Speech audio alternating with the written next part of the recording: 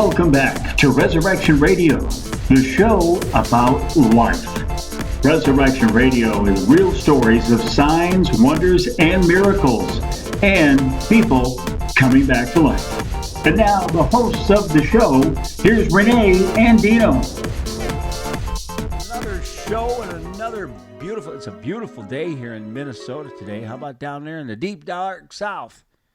Yeah, we are having blistering temperatures. It's supposed to be like 89 degrees today. Wow, that's pretty crazy. So, And I just want to say happy birthday to one of our producers, Johnny Clark. Oh, today's his birthday. Wow, happy birthday, golf clap, little clap.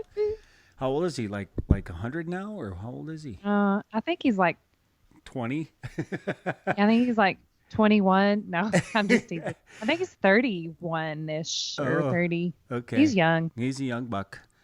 Yeah, I'm the old guy. So, all right. Well, so I think we got an exciting program coming up here today. Kind of a story your story actually, right?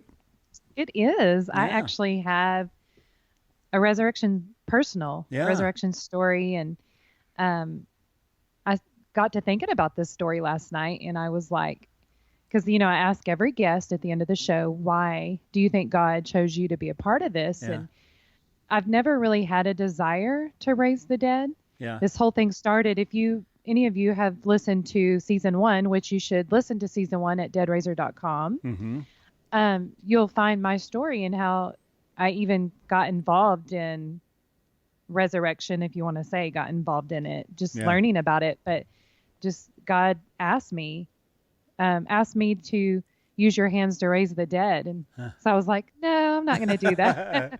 But he kept wooing me to do that. And so I finally did. And I feel like maybe this particular moment for me was kind of like the preliminaries. I don't know what else to call it.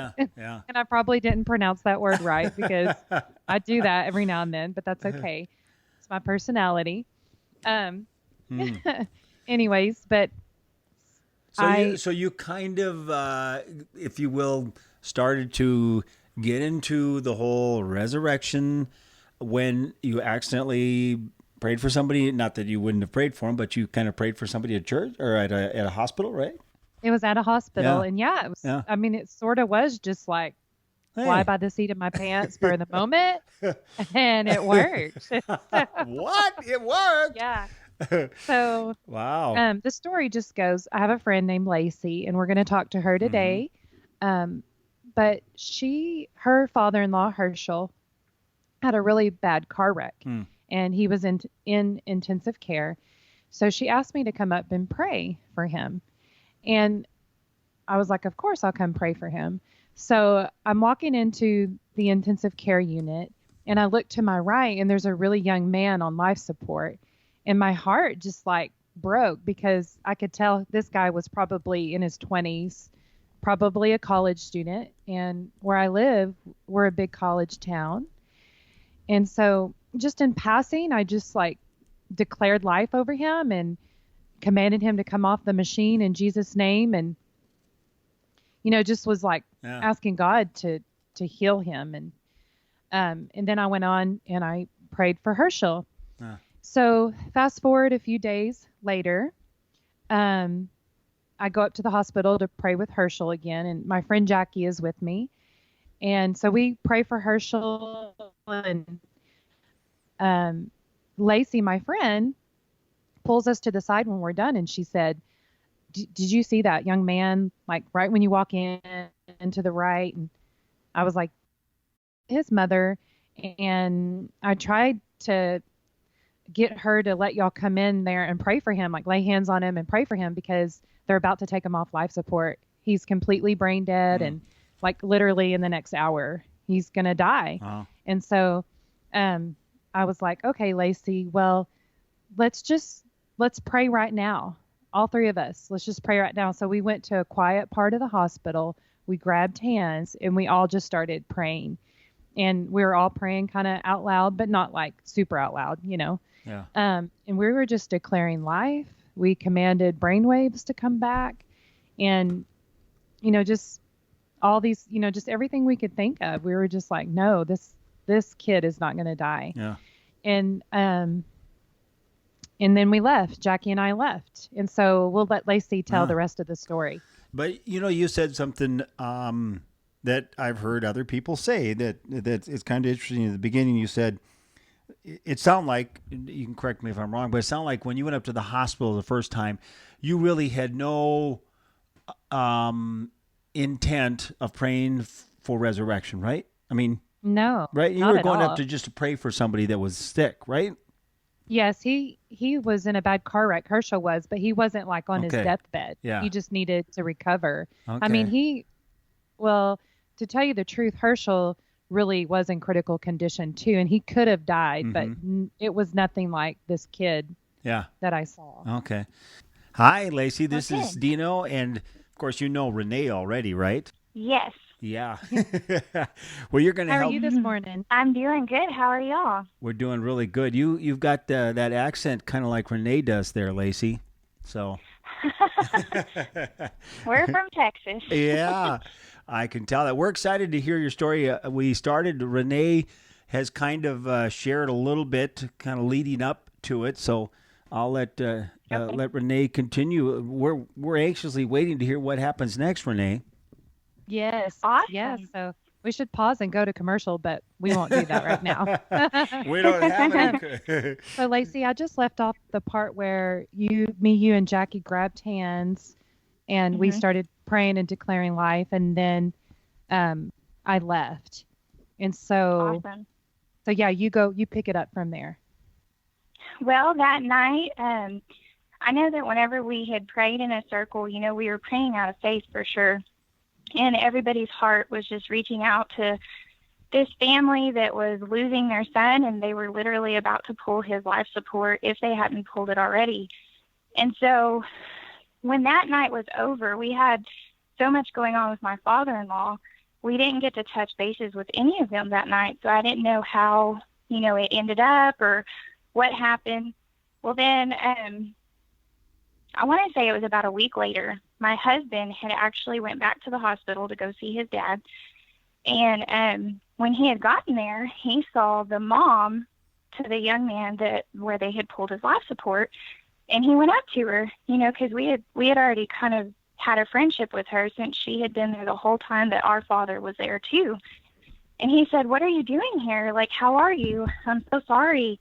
And she was smiling from ear to ear. And she said, "Well, actually, that night that they pulled life support, they did pull the plug on him, and they were crying and everything." And she said, and then the heart monitor, his heart just started beating. And he actually, this boy, I want to make sure, I don't know if Raina had said this already, he was unconscious, okay, like before they pulled. There was no brain activity whatsoever. So his heart started beating, he started breathing, and he actually woke up. And so they were all standing around, and he opened his eyes, and he actually started talking to his mom. And she said, "So he's alive. Like, he's here in the hospital right now. He's up in a few floors above in recovery." And, God worked a miracle. And so it was just super awesome to hear that and be part of that somewhat because, she was with us there day in and day out. And we went through a lot of the same struggles with, the doctors that don't always have the most positive things to say. And so when you're trying to believe in a miracle, it's even harder when you've got everyone else saying, "Look, they're not going to make it," or "If they do, they're going to be a vegetable," or, so it was tough. And getting to see those struggles and then getting to see the flip side of that, God coming through and healing this young man. And it's just such an awesome testimony. And whenever I had told Raina, I had to just, like, Herschel called me right then and there. And I was like, "Are you kidding me? Like, God is so cool." And so I called Raina, and I was like, "You're not going to believe this, but you're going to. Like, it's just so awesome." And I told her what happened. She was like, "We need to get his name. Like, let's go talk to him." I said, "Yes."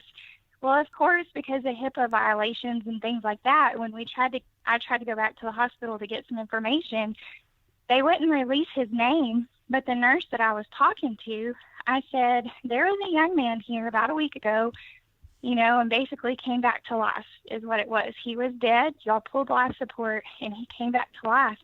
And the nurse just smiled, and she started, getting like emotional.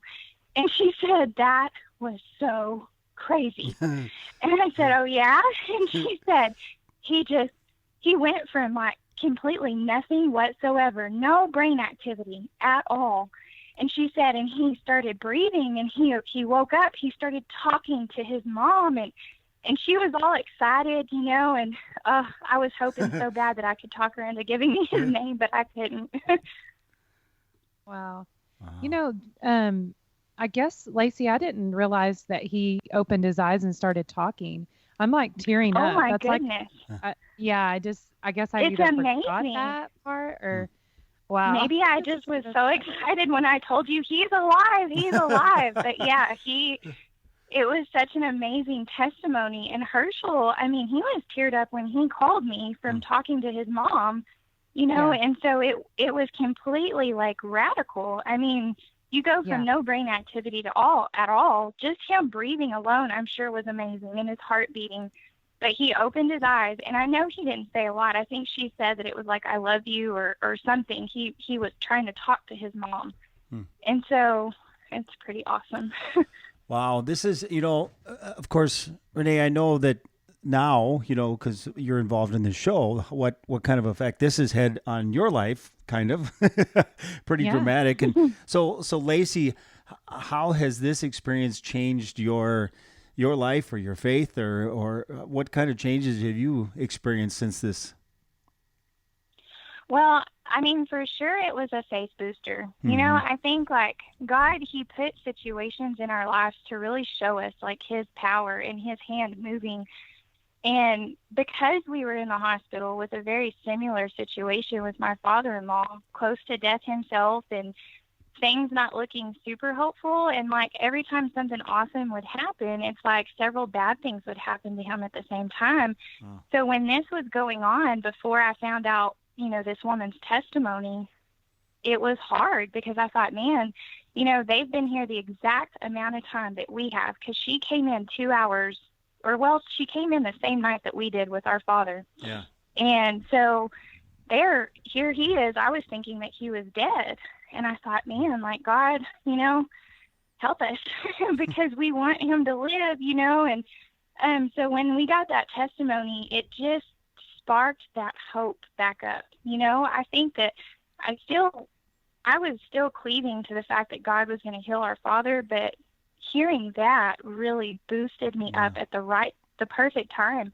I mean, people were being so negative, and even it's sad, but like even people from our church or close family members were like, well, y'all need to prepare for the worst and this and that. And I'm over here thinking, God, he's a miracle worker, and he wants us to just pray with such faith, that we can move mountains and people can come back to life. And when it does seem hopeless, like he's there. So it definitely was a faith booster. I have a picture in my mind when, Renee, before we started, you kind of explained to me how the three of you, it was Lacie, Jackie, and you went kind of over and huddled in the corner and prayed. Yes. Yeah. I can just imagine that, because you're up there for Herschel, but yet you go someplace and you're praying for another person at the same. I mean, it just shows you how powerful God is. Like, hey, you know what? Not only we're gonna work on Herschel here, but we're gonna bring this young man back to life, right? God is so awesome. Yeah. And just the fact that I had heard testimonies before of people coming back to life, being prayed for hundreds of miles away, that, I just think our faith was like, you know what, we don't have to lay hands on him, because the mom, she said, no, people have already been coming and praying. And so we don't want anybody else coming in and praying. And so I was like, well, and I just feel like, what would have happened if I hadn't have said, no, we're going to pray. Let's pray. Yeah. Let's just go over here and pray. And so, wow, I'm just like, that for some reason I feel is shocked. so precious. That obedience, to me, it speaks volumes, because a lot of times we think something in our head or feel it in our heart, and we don't we don't step out and we don't do it. And so this is another lesson that I've learned, to always be obedient. I mean, if you need to stop and pray for somebody right there, you don't know who's standing in the gap for that person, you know? Yeah. So if God tells you, go ahead and pray for them, like, let's do it. Who cares that we're in the middle of the hospital with everybody coming in and out? It doesn't matter, because our God, he wants to hear us. He wants to hear what's on our heart, and he wants us to reach out and pray for people. And I think about our kids too. Raina and Jackie were so precious, but like my children were being crazy. And my nieces, everybody, they were just a hot mess. And so they were watching us praying in a circle. And I thought about it later. I was like, you know, now that I got to tell my daughter, she was so amazed that young man had come back to life. And so she was like, Mama, was it because y'all prayed in the middle of the hospital? And I said, I believe it was, Cheyenne. I really do. And so that spoke volumes to her and increased her faith. And think about how far that's going to go. You know, I mean, it's just amazing what God can do. It's like a ripple effect, you know, just from some person's obedience. And Raina, she's just been so obedient to the Lord, and I appreciate that. Oh, thank you, Lacie. I'd forgotten about that. Yeah, we were praying, and the kids, oh, I love you too. You know, there's something else. Lacie's a lifetime friend. Something else I heard too that I think really is something to make note of too is things don't have to be perfect, or you don't have to be in a perfect environment to pray, right? I mean, that's right. That's so right. I think there's a lot of people that think, well, I remember some mission trips thinking, okay, we got to do this right. It's like, no, we don't have to do it right, because God will do it right. Or even, I think even these days, people are almost afraid to pray in public. You know, like they've got to go to a different room or go hide or something like that of that nature, afraid to offend someone. We need to stand up as Christians, you know, and just like I said, with the obedience, it falls back to being obedient. Who cares where you're at? Who cares who's around? You know, if you need to pray, go ahead and pray. Let it out, like, to the Lord, because he's going to honor that regardless. Well, Lacie, I asked this question to everybody on our show, and that is, why do you think God used you and put you into this situation to help this young man come back to life? I probably couldn't have answered that like a few weeks ago. But I think now, whenever I really just think back on it, for one, like I had said, you know, my faith was really weak at that point, and I've had a lot of moments in my life where I prayed expecting things and it didn't take place. So therefore, you know, my carnal mind sort of has taken over, like, well, can God really do miracles and things like that? But then I would always snap out of it and say, no, like, I know God is a big, great God, and he wants to give us the desires of our heart. He wants to heal people. He wants to show us that he does still do miracles and things like that. So I really believe it was a personal experience for me specifically, because I needed that. I needed to see it. I needed to hear it. I needed to be part of it and feel it, because God has a greater calling on all of our lives. And I think it's moments like that where God's showing you, go ahead and step forward in faith, because this is what I'm showing you, and look what I can do. Look what I did. I want you to step forward now in what I was calling you to do.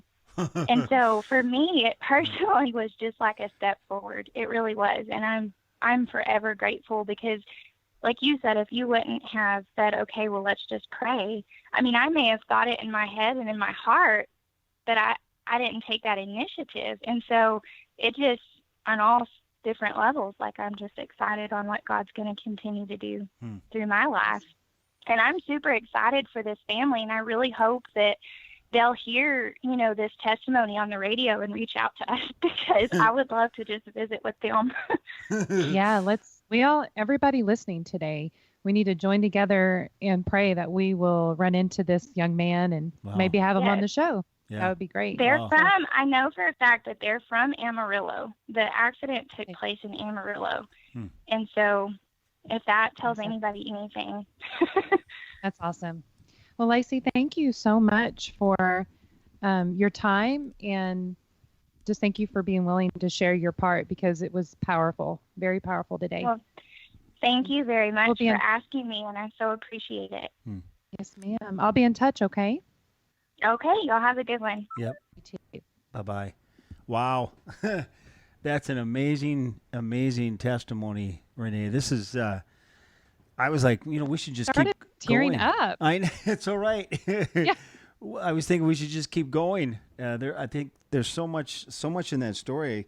I made another note of the, I really think the one thing that really, really, really, for me, obviously we all have our different things that we hear sometimes or whatever, but for me, it's like just thinking about what was going on? You guys were there for somebody else, but yet there was time to pray for somebody else also, that's Yes. I think it's a big deal, because sometimes we get so wrapped up in our own pain and our own tough situations that we forget that there might be somebody across the hall that's dying, Yeah. So Some of the best advice I've ever received is one of my mentors once. Her name's Londa. mm-hmm. She said, when you're going through something that's hard, pray for somebody who's going through the same thing. Stop praying for yourself and pray for that other person.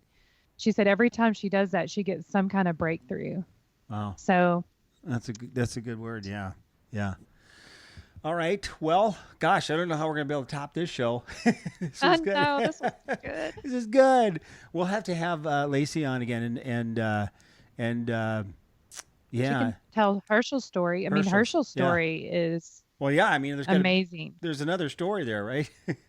Yeah, because honestly, like I said earlier, he could have died. Yeah. I mean, but his was more of a process. And one of the things the Lord told me whenever we were praying, I went up there like 3 times to pray for Herschel. And the Lord told me, give him time to heal, not just physically, but emotionally. So the Lord was doing a deep work in him. And so it was a process. And Herschel is alive today. He's still in recovery. And this happened, goodness, a couple of months ago. Okay. And so, all right. yeah, that's a whole new story that, we'll definitely have Lacie back. You've been listening to Resurrection Radio, real stories of signs, wonders, and miracles, and people coming back to life. Join Renee and Dino again for the next episode of Resurrection Radio, or log on to www.renee4321media.com to listen to more programming. That's www.renee4321media.com. Thanks again for listening.